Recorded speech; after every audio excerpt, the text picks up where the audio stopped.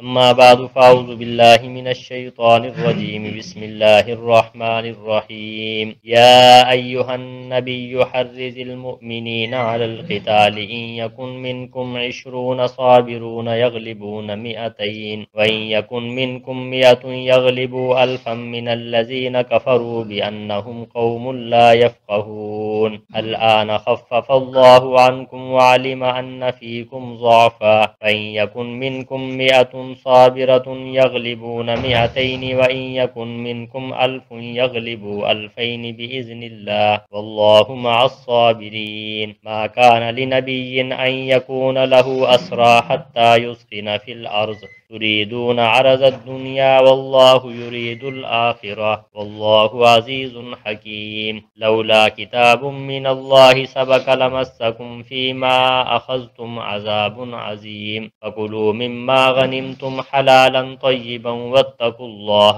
إن الله غفور رحیم صدق اللہ العظیم۔ محترم دوستو بزرگو، کل کے درس میں آپ حضرات کے سامنے یہ بات ذکر کر دی تھی کہ آپس میں اتفاق و اتحاد کا ہو جانا اور پیار اور محبت کا ہو جانا یہ اللہ تعالیٰ کی طرف سے بہت بڑا انعام ہے۔ اللہ تعالیٰ نے جو کل کی آیات مبارکہ تھی ان میں اس بات کو صحابہ اکرام رضوان اللہ تعالی علیہم اجمعین پر اس احسان کو جتلایا اور نبی کریم صلی اللہ علیہ وآلہ وسلم کو یہ بات ارشاد فرمائی کہ اگر آپ بہت سارا پیسہ بھی لگا دیتے پھر بھی ان کے دلوں کے اندر جوڑ پیدا نہ ہوتا، ان کا آپس میں جوڑ پیدا ہو جانا، دلوں میں ایک دوسرے کی محبت پیدا ہو جانا یہ اللہ تعالیٰ کا خاص انعام ہے۔ کیونکہ آپ حضرات کے سامنے یہ بات بھی ذکر کر دی تھی کہ عرب کے اندر لڑائی بڑی مشہور تھی، بہت دیر تک وہ لڑائی لڑا کرتے تھے، کئی سال گزر جایا کرتے تھے، صدیوں گزر جایا کرتی تھی، تھوڑی تھوڑی بات پر قتل و غارت، اختلاف، دشمنی یہ ان لوگوں کا شیوا تھا۔ لیکن جب نبی کریم صلی اللہ علیہ وسلم تشریف لے گئے تو آپ صلی اللہ علیہ وآلہ وسلم کی برکت سے اللہ رب العزت نے ان کے دلوں کے اندر آپس میں محبت اور الفت کو پیدا فرما دیا۔ یہ ایک بہت بڑا انعام تھا اللہ رب العزت کی طرف سے، کل کے درس میں اس بات کو ذکر کر دیا تھا۔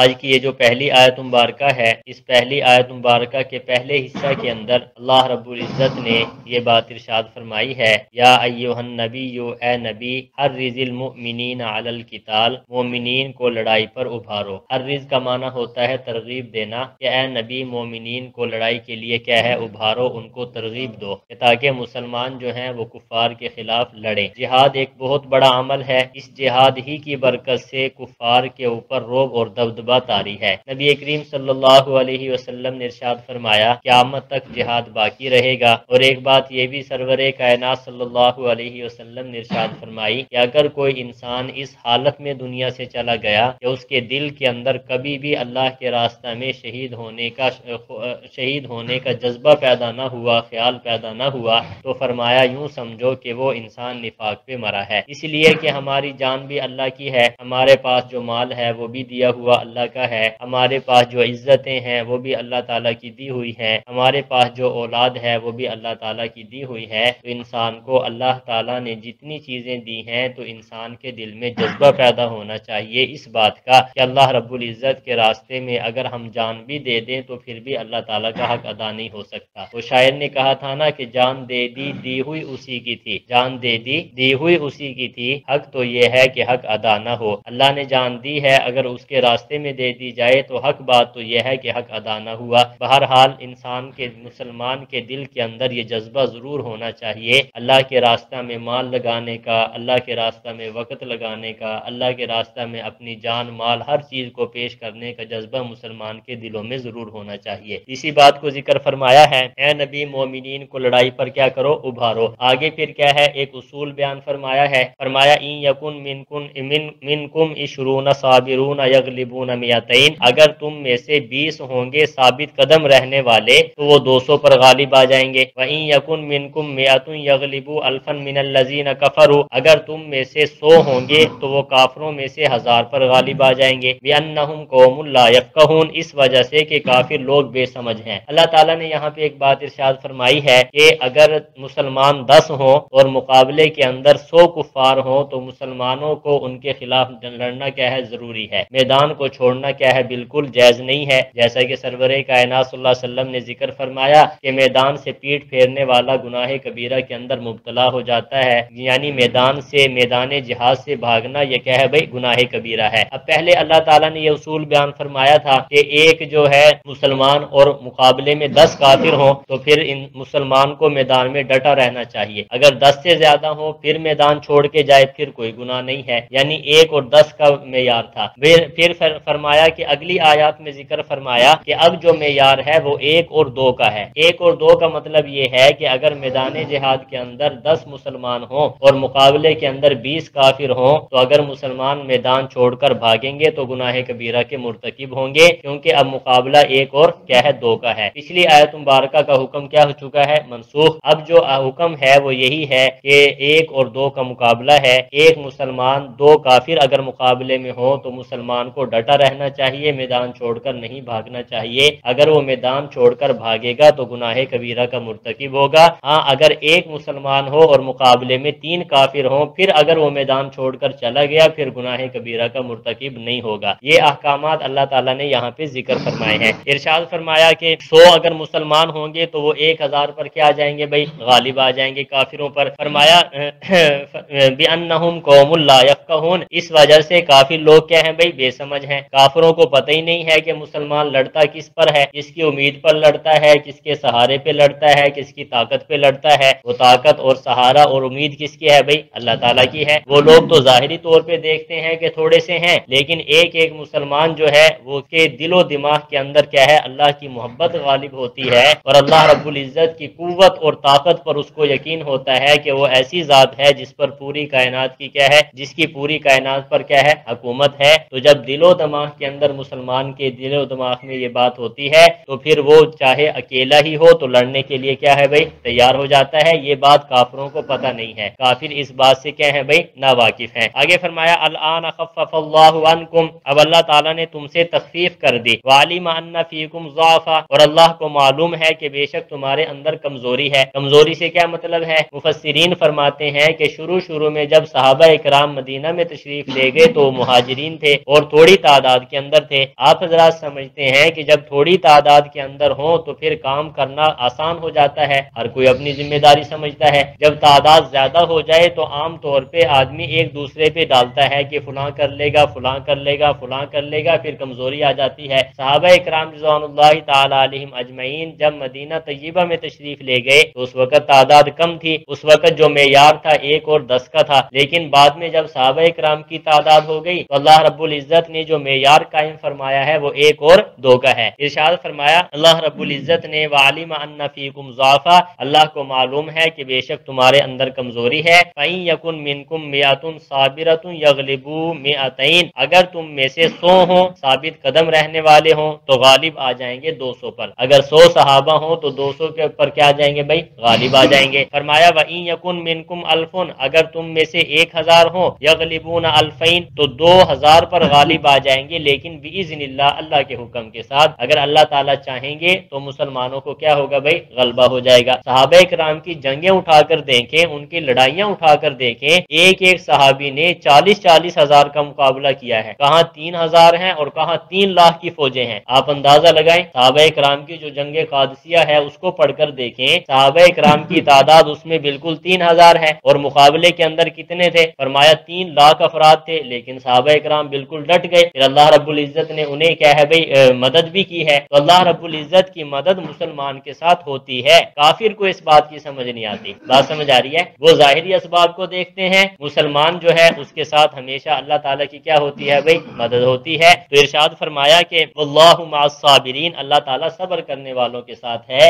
ایک بات ذکر فرما دی کہ تکالیف آئیں گی، پریشانیاں آئیں گی، دکھ اٹھانے پڑیں گے، زخم اٹھانے پڑیں گے، جب آپ ڈٹ گئے جم گئے پھر اللہ کی مدد جو ہے اس پر نازل ہوتی ہے اور اللہ صبر کرنے والوں کو کیا ہے بھائی ساتھ ہے۔ آگے فرمایا ما کان لنبی ان یکون لہ اسرا، اس آیت مبارکہ کے اندر میدان بدر کے اندر جو کفار قید ہوئے تھے ان کے بارے میں ذکر کیا گیا ہے۔ واقعہ یوں پیش آیا کہ نبی کریم صلی اللہ علیہ وآلہ وسلم اور صحابہ اکرام کو اللہ تعالیٰ نے فتح عطا فرمائی۔ جب فتح فتح عطا فرمائی تو 40 جو ہیں کفار مارے گئے، اور 40 کفار کیا نہیں 70 کفار کیا ہے مارے گئے، اور 70 کفار کو قید کر لیا گیا۔ جب 70 کفار قیدی بن کے آ گئے، قیدی بننے کے بعد اب مشورہ ہوا کہ کیا کیا جائے ان کے بارے میں۔ نبی کریم صلی اللہ علیہ وآلہ وسلم نے صحابہ اکرام کو یہ بات ذکر فرمائی کہ اللہ رب العزت نے 2 باتوں میں تمہیں اختیار دیا ہے، ایک بات تو یہ ہے کہ ان کو قتل کر دیا جائے، اور دوسری بات یہ ہے کہ اگر تم ان قیدیوں کو قتل نہیں کرتے تو دوسری بات یہ ہے کہ اگر ان کے بدلے میں تم فدیہ لے لو گے اور فدیہ لے کر ان کو چھوڑ دو گے، پھر اللہ رب العزت تمہارے 70 کو کیا کرے گا؟ شہید کرے گا۔ یہ نبی کریم صلی اللہ علیہ وسلم نے کیا کیا؟ صحابہ اکرام کے سامنے دونوں باتوں کو رکھ دیا، مرضی ہے مشورہ کیا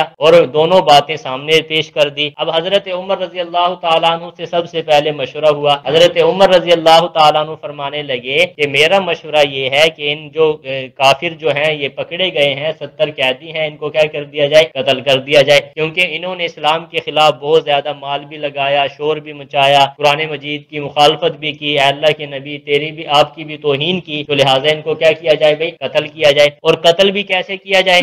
جس کا رشتہ دار ہے وہی قتل کرے، جس کا رشتہ دار ہے وہی اپنی قیدی کو کیا کرے گا؟ قتل کرے گا۔ یہ حضرت عمر رضی اللہ تعالیٰ عنہ کی کیا تھی بھائی؟ رائے۔ حضرت عمر رضی اللہ تعالیٰ عنہ نے فرمایا کہ ان کو قتل کیا جائے، بالکل تاکہ صفایا ہو جائے گا اور کفر کی کمر ٹوٹ جائے گی۔ آپ صلی اللہ علیہ وسلم نے مشورہ لے رہے تھے تو حضرت سعد بن معاذ رضی اللہ تعالیٰ عنہ وہ کہنے لگے کہ میری رائے تو کس کے ساتھ ہے؟ حضرت عمر کے ساتھ ہے۔ میری رائے تو کس کے ساتھ ہے بھائی؟ حضرت عمر کے ساتھ ہے۔ یہ 70 جو قیدی ہیں ان کو اگر مار دیا نا بس معاملہ صاف ہو جائے گا، کفر کی کمر ٹوٹ جائے گی، اسلام پھیل جائے گا۔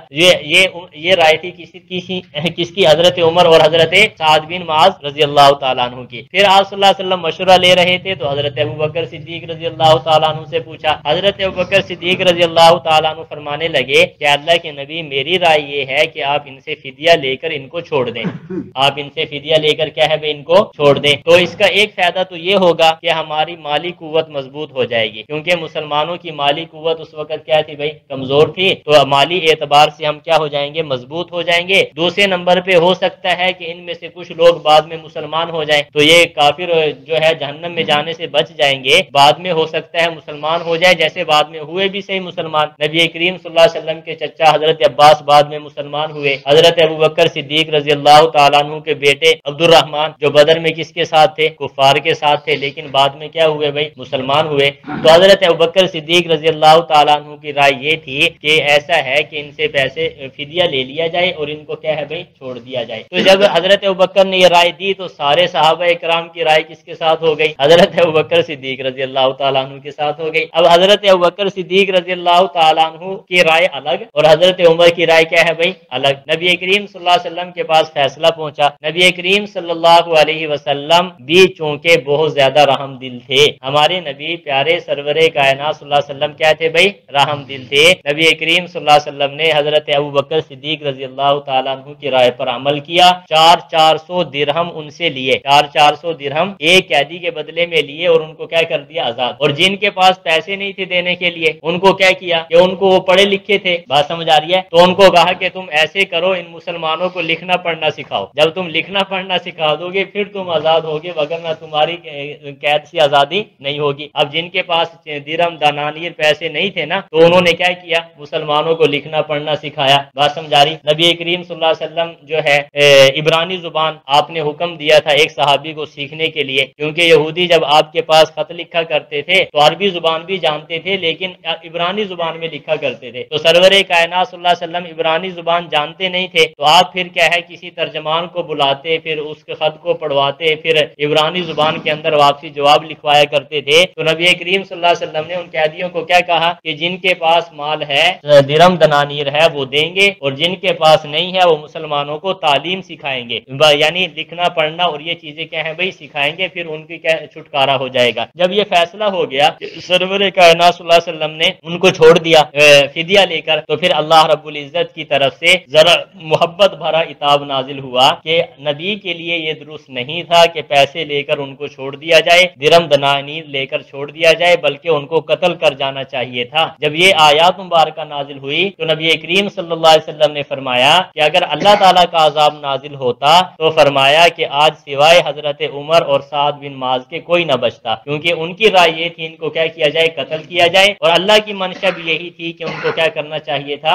قتل کرنا چاہیے تھا۔ تو اسی چیز کا ذکر اللہ رب العزت نے یہاں پہ ارشاد فرمایا، ما کان لنبی ان یکون لہ اسرا، نبی کی شان کے لائق نہیں ہے کہ اس کے لیے قیدی ہو، حتی یسخن فی الارض، جب تک کہ خون ریزی نہ کر لے زمین میں۔ جب قیدی آ جائیں تو ان کی کیا کرنی چاہیے تھی؟ خون ریزی کرنی چاہیے تھی، ان کو قتل کرنا چاہیے تھا۔ تریدون عرض الدنیا، تم ارادہ کرتے ہو دنیا کے سامان کا، واللہ یرید الآخرہ، اللہ ارادہ کرتا ہے آخرت کا، واللہ عزیز حکیم، اللہ تعالیٰ زبردست بھی ہیں اور حکمت والے بھی ہیں۔ لولا کتاب من اللہ، اگر اللہ کی طرف سے ایک لکھی ہوئی بات سبقت نہ لے جاتی، لمسکم فیما اخذتم، تو پہنچتا تمہیں اس عذاب عظیم اس کام کی وجہ سے جو جس میں تم کیا ہے بھائی لگ گئے تھے۔ اللہ رب العزت نے فرمایا کہ اگر اللہ کی طرف سے ایک بات سبقت نہ لے جاتی، وہ سبقت لے جانے والی بات کیا ہے کہ اللہ نے عذاب کو دور فرما دیا، اگر یہ بات نہ ہوتی تو ضرور کیا ہے بھائی عذاب عظیم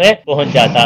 دوستو اس واقعہ کے اندر صحابہ اکرام کی محبت بھی دیکھیے، اللہ رب العزت کی طرف سے جو باتیں ہیں وہ بھی سنیے کہ اب دیکھو حضرت عمر کا جو جذبہ ہے، سعد بن معاذ کا جذبہ ہے، ظاہر ہے ان کے رشتہ دار بھی تھے، بات سمجھ آ رہی ہے، ان مقتولین کے اندر ان کے رشتہ دار بھی تھے، برادری کے لوگ بھی تھے، قبیلے کے لوگ بھی تھے، لیکن محبت ایمانی کیا تھی بھائی؟ غالب تھی۔ اور حضرت ابوبکر صدیق رضی اللہ تعالیٰ عنہ نے جو فرمایا یہ مجتہد ہے، حدیث پاک میں اندر آتا ہے جو اجتہاد کرنے والا صحیح اجتہاد کرے تو اسے دوہرا اجر ملتا ہے، اگر ان سے خطا ہو جائے تو پھر بھی اللہ تعالیٰ اسے ایک اجر ضرور عطا فرماتے ہیں۔ تو اس مسئلہ کے اندر صحابہ کے بارے میں صحابہ کے لیے ہمیں صحابہ کے بارے میں کسی قسم کی کوئی بری نیت نہیں ہونی چاہیے، بات نہیں ہونی چاہیے کہ اس قسم کی باتیں ان کے ذہنوں میں تھی، بلکہ وہ جذبہ کے ساتھ سرشار تھے۔ حضرت ابوبکر صدیق کا اپنا جذبہ تھا، اور بعد میں وہ باتیں بھی ہوئی کہ بہت سارے ان میں سے کیا ہو گئے بھائی؟ مسلمان بھی ہو گئے، اور مسلمانوں کی طاقت بھی کیا ہو گئی بھائی؟ مضبوط ہو گئی۔ اللہ تعالی ہمیں عمل کی توفیق عطا فرمائے۔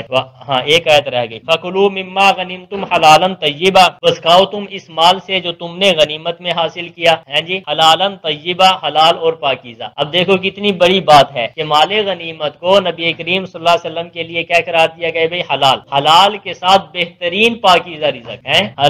مال غنیمت کو کیا کہا گیا؟ طیب، پاکیزہ، عمدہ رزق۔ کس کو قرار دیا گیا بھائی؟ مال غنیمت کو۔ تو مال غنیمت جو ہے پہلے امتوں کے لیے حلال نہیں تھا، سرور کائنات صلی اللہ علیہ وسلم اور آپ کی امت کے لیے کیا کر دیا گیا بھائی؟ حلال کر دیا گیا۔ یہ آپ صلی اللہ علیہ وسلم کی خصوصیات میں سے ہے۔ تو اللہ تعالیٰ نے مال غنیمت کو حلال فرمایا ہے۔ آگے فرمایا واتقوا اللہ، اور اللہ سے ڈرتے رہو، ان اللہ غفور الرحیم، بے شک اللہ تعالیٰ بخشنے والے بھی ہیں اور رحم کرنے والے بھی ہیں۔ اللہ تعالیٰ ہمارے درس کو قبول فرمائے۔ وآخر دعوانا الحمدللہ رب العالمین۔